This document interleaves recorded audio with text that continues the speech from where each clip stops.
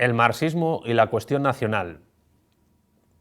Vamos ahora a comentar este título de esta entrada que está en el Diccionario Soviético de Filosofía, alojado casi prácticamente en su integridad en la página web filosofía.org, y que tuvo varias ediciones, y particularmente en la del año 1959 es la edición de este Diccionario Soviético de Filosofía donde aparece una entrada dedicada a esta obra que dentro del marxismo-leninismo trata la cuestión nacional y que fue escrita por el mismísimo Stalin. Antes de empezar a comentarlo, hay que decir que este diccionario tuvo varias ediciones en español, concretamente 4, de las cuales la primera fue de 1946, la segunda, la ya mencionada, del 59, y otras 2 más tardías en el año 1965 y 1984. El único año que tiene una entrada dedicada a esta obra de Stalin, el marxismo y la cuestión nacional, es el año 1959. Una vez que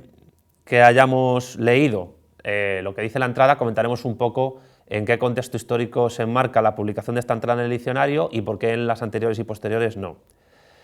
La entrada del 59 dice lo siguiente, es muy breve. El marxismo y la cuestión nacional. Obra de J. Stalin, una de las más importantes relativas a la cuestión nacional. Fue escrita a fines de 1912 y comienzos de 1913 en el extranjero, a donde Stalin se había dirigido para encontrarse con Lenin y participar en la reunión del Comité Central Ampliado. Se publicó por primera vez bajo el título de La cuestión nacional y la socialdemocracia en los números 3 a 5 de la revista bolchevique Prosveshchenie de 1913. Apareció en 1914 en tiraje aparte en las ediciones Privoi de Petersburgo. Habiéndose enterado de que la dirección de la revista consideraba este estudio como una simple contribución a la discusión, Lenin se opuso resueltamente a ello. Por supuesto, estamos absolutamente en contra. El artículo es excelente, trata un problema de actualidad candente y no cederemos ni jota a la canalla bundista en nuestra posición de principio. Obras edición rusa. En su libro, Stalin elabora la teoría marxista de la nación. Define el método que deben seguir los comunistas para abordar la solución de la cuestión nacional que forma parte del problema general de la revolución, justifica el principio del agrupamiento internacional de los obreros y derrota al programa oportunista y nacionalista de la Segunda Internacional. Más tarde, al hablar de las condiciones en las cuales había aparecido su obra, Stalin escribió que ella refleja un periodo de discusiones de principios sobre la cuestión nacional en las filas de la socialdemocracia de Rusia en la época de la reacción zarista terrateniente, año y medio antes de que comenzase la guerra imperialista, en la época en que se avecinaba la revolución democrático-burguesa en Rusia. Luchaban entonces 2 teorías de la nación y, por consiguiente, 2 programas nacionales. El austríaco, apoyado por el Bund y por los mencheviques, y el ruso, el bolchevique. Stalin, Obras, tomo 4, página 390, edición especial de Moscú de 1953. Del mismo periodo datan los escritos de Lenin, notas críticas sobre la cuestión nacional, del derecho de las naciones a disponer de sí mismas,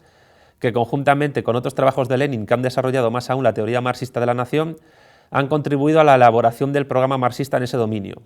Junto a las obras de Lenin, la obra de Stalin desempeñó un papel muy grande en el perfeccionamiento de la teoría y la política del Partido Comunista sobre la cuestión nacional. Sus ideas fueron desarrolladas en La cuestión nacional y el leninismo, 1929, y en otros trabajos de Stalin, ver igualmente Nación o Cuestión nacional. Bien, cuando Stalin publicó en la década de los 10 del siglo XX el marxismo y la cuestión nacional, con el título antedicho, anterior a ese título, se marcaba, como bien dice la entrada, la cuestión nacional en el marxismo de Rusia de aquella época, en la discusión principalmente con 2 corrientes. La ya mencionada del bundismo, que era la corriente seguida por los marxistas de origen hebreo, que entendían que los judíos de Rusia constituían una nación, aunque no asentada en un determinado territorio, y que por ello tenían la obligación de conformarse como tal, reconocida legalmente tras la Revolución Obrera, y luego la corriente del austromarxismo que inició Otto Bauer en el Imperio Austrohúngaro y que argumentaba que las naciones eran comunidades de destino que tenían que organizarse autónomamente en sentido cultural, nacional, étnico, lingüístico e incluso religioso, hasta llegar a un punto incluso en que puedan ejercer su autodeterminación, es decir, su separación de Austria-Hungría. Tanto Lenin como Stalin se posicionaron en contra de estas 2 corrientes En primer lugar, porque consideraban que el bundismo no constituía una corriente seria dentro del marxismo ruso, en tanto que ellos entendían que los judíos de Rusia no podían entenderse como una nación, y al mismo tiempo entendían que el austromarxismo era una corriente disolvente del Estado-nación, incluso del imperio, en este caso del ruso y también del austrohúngaro, porque dividía a la clase obrera, perjudicaba la organización de los sindicatos, del partido de vanguardia de los trabajadores en Austria y en Hungría, y al mismo tiempo condicionaba la propia existencia del país, cosa que ocurrió más tarde porque el austromarxismo de Bauer en Austria fue un elemento fundamental para entender la descomposición de aquel imperio que acabó sus días tras el final de la Primera Guerra Mundial en 1918. La ola de nacionalismo que vivió Rusia después de la revolución fallida de 1905 exigía a los bolcheviques cambiar de estrategia a la hora de entender la cuestión nacional. Por eso Stalin elaboró este escrito contra esas dos corrientes, tratando de definir dentro de una perspectiva marxista que podríamos denominar de bolchevismo oriental, en tanto que era aplicable a imperios multiétnicos y multireligiosos de la Europa oriental de aquellos años, que eran prácticamente tres: el imperio ruso de los zares, el imperio austrohúngaro ya mencionado y el imperio otomano, que solamente era aplicable a esos territorios y no a las naciones políticas ya organizadas revolucionariamente en sentido burgués y moderno de Europa occidental, cuyas ideas sobre la nación desde el marxismo estaban más cercanas a las ideas de Rosa Luxemburgo, que aunque Lenin criticó en sus textos sobre la autodeterminación, sí es cierto que reconocía que eran aplicables para Europa occidental. Y de ahí esa distinción que podríamos hacer entre bolchevismo oriental y occidental. Stalin en ese texto determina o arguye, define la nación en base a 7 características, las cuales se tienen que dar al mismo tiempo para poder hablar de nación. Si falta una sola de esas características, no se puede hablar en ningún caso de nación. Es decir, una nación no se define por una sola de estas características, ni por 2, ni por 3, ni por 4, ni por 5, ni por 6, sino por las 7. ¿Cuáles son esas 7 características que Stalin desarrolla en su texto? Son las siguientes. Primera, la nación es una comunidad humana estable. 2, la nación es una comunidad históricamente formada. 3, la nación es una comunidad surgida sobre la base de una comunidad de idioma. 4, la nación es una comunidad de territorio. 5, la nación es una comunidad de vida económica. 6, la nación es una comunidad de psicología. Y 7, la nación es una comunidad de cultura. Esta denominación de lo que es una nación, si no se lee detenidamente el libro El marxismo y la cuestión nacional, puede parecer aplicable a cualquier tipo de territorio. Sin embargo, cuando se refiere a comunidad humana estable, históricamente formada sobre la base de un idioma, de territorio, de vida económica, psicología y de cultura, se refiere exclusivamente a la conformación de una sociedad política en un sentido nacional que se ha conformado en la Edad Moderna, es decir, con la modernidad, a través de una apropiación de territorio, a través de una redistribución de las tierras, a través de una composición de clases muy determinada y a través de unos determinados mecanismos que permiten organizar esa sociedad dividida en clases a través de una lengua común, de un mercado común, de una psicología y una cultura en común expresadas a través del sistema educativo, a través de la administración pública, incluso a través de ciertos folclores y sobre todo a través de su heteronomía con respecto al resto de naciones que la rodean y que se reconocen entre sí. Stalin entendía que las naciones estaban ya constituidas absolutamente todas en un sentido revolucionario moderno en Europa occidental. Las únicas excepciones que él vio fueron Irlanda y Noruega, la primera porque era colonia británica y la segunda porque era una colonia sueca, aunque antes fue parte de Dinamarca, y Finlandia, que fue colonia sueca y luego colonia rusa. Y en Europa oriental la única excepción que ellos veían eran,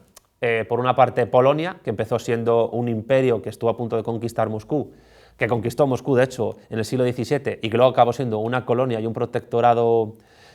ruso y después alemán hasta independizarse tras la Primera Guerra Mundial,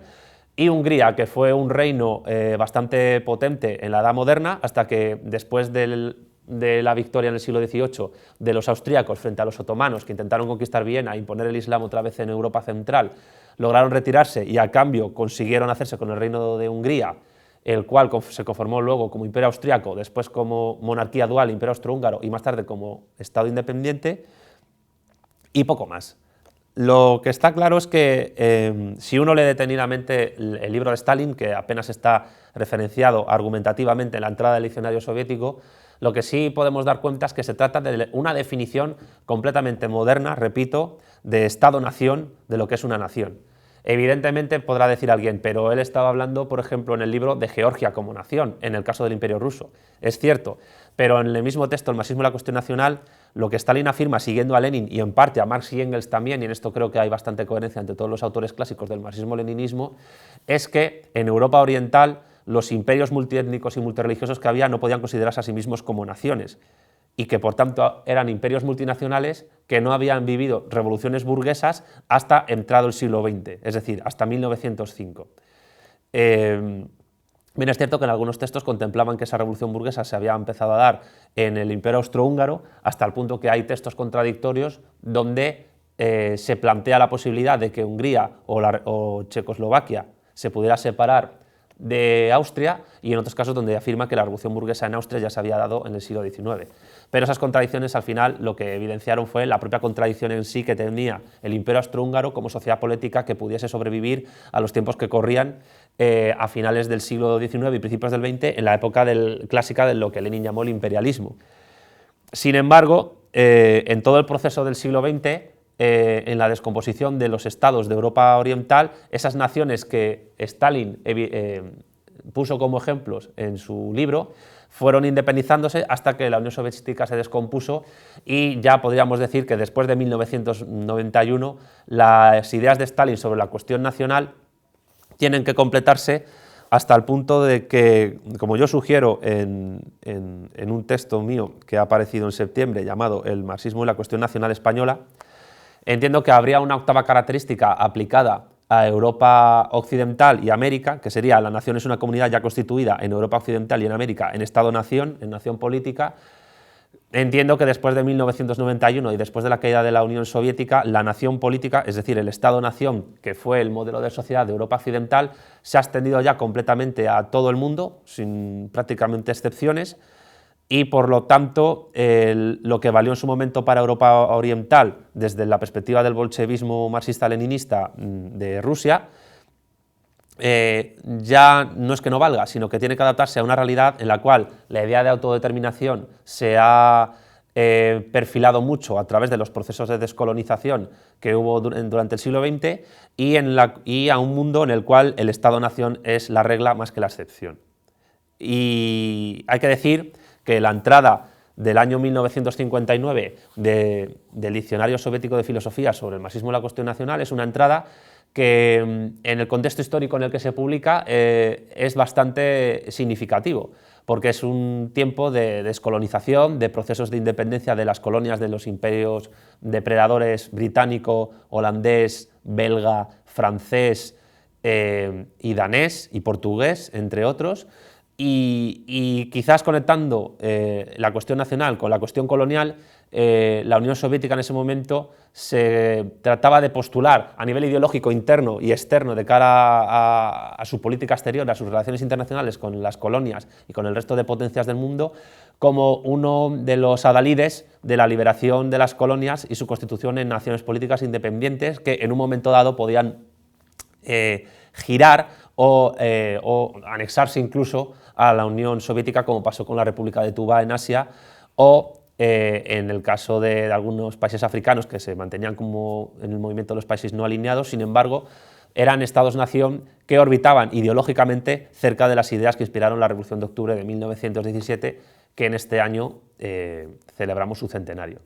Y bien, la conclusión a la que podemos llegar es que se trata de una entrada que habla sobre un texto clásico que apenas tuvo referencias posteriormente en ediciones posteriores del diccionario, que tienen que ver además con el proceso de descomposición de la Unión Soviética como sociedad política, pero que, sin embargo, a pesar del tiempo que ha transcurrido, se trata de una obra que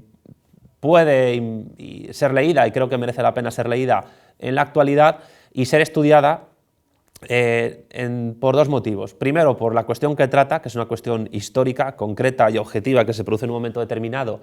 para ver qué analogías hay con los procesos políticos nacionales que se vivieron después de su publicación, y segundo, porque aunque pueda ser polémico tratar la obra de un personaje tan llamativo y significativo en la historia como es José Stalin, entiendo que tratar las obras que en el mundo judeo-cristiano y grecorromano de ese tipo de influencia directa podamos considerar como el último rey filósofo de ese tipo de civilización, es interesante para entender un poco cómo ha sido el siglo XX y poder también ver cómo aquellas ideas que defendió Stalin, Lenin y otros autores pueden tener su reflejo y su influencia en el siglo XXI también.